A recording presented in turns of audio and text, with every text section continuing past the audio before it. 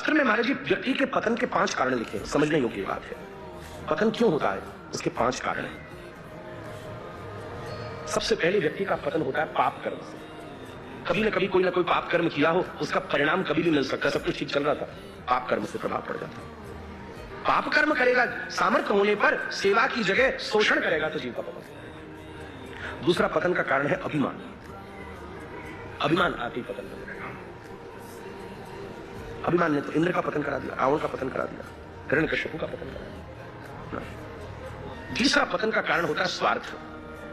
व्यक्ति अगर हर काम में स्वार्थ का विचार करे, माने न माने, कभी न कभी बिगड़ ही जाएगी बात। धृतराष्ट्र को कितनी परेशानी, महाराज जी पूरा खानदान बर्बाद कर दिया केवल इसलिए कि मैं बड़ा भाई हूं और सिंहासन पर नहीं बैठा। ये बात थी इतनी सी। महाभारत का अगर सबसे बड़ा विलन कोई है तो धृतराष्ट्र है।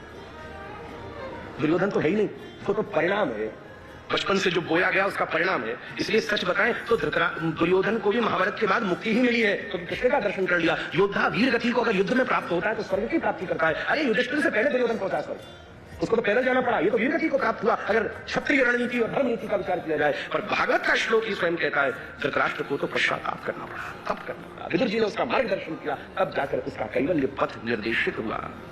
स्वार्थता। चौथा किसी का पतन होता है जब कोई किसी व्यक्ति पर अंधा विश्वास कर लेता है। अतिशय विश्वास बड़ी गड़बड़ी हो जाती है। अतिशय विश्वास कहीं ना कहीं ठीक है, जितना आवश्यक है उतना करना मजबूरी, और अतिशय कर देना कहीं ना कहीं कोई ना कोई बात ऐसी हो जाती। जीवन के रोज के अनुभव है।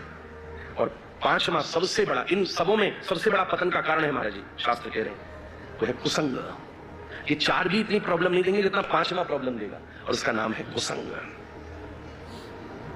इसलिए तो पत्ते पत्ते पर ब्रज के लिखा है तजिए हरि विमुखन कुसंग। इतना ही कथा में कुछ नहीं करना, आपने 3 घंटे सुन लो, 21 घंटे कुसंग नहीं करना तो ये 3 घंटे वो दे सकते हैं जो इसकी कोई कल्पना नहीं कर सकते। कुछ भी करें, कुछ भी करें। महाराज जी इतने लोग थे दुर्योधन के पास अच्छे।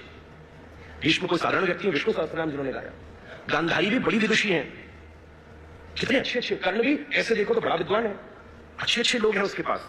पर क्या बता मैं, भीष्म है, कृपाचार्य हैं, द्रोणाचार्य हैं, पर वो सुनता शकुनी की, क्या करोगे। और वहीं पांडव कई उनके पांव खींचने वाले हैं, पर वो सुनते गोपाल की। कोई माने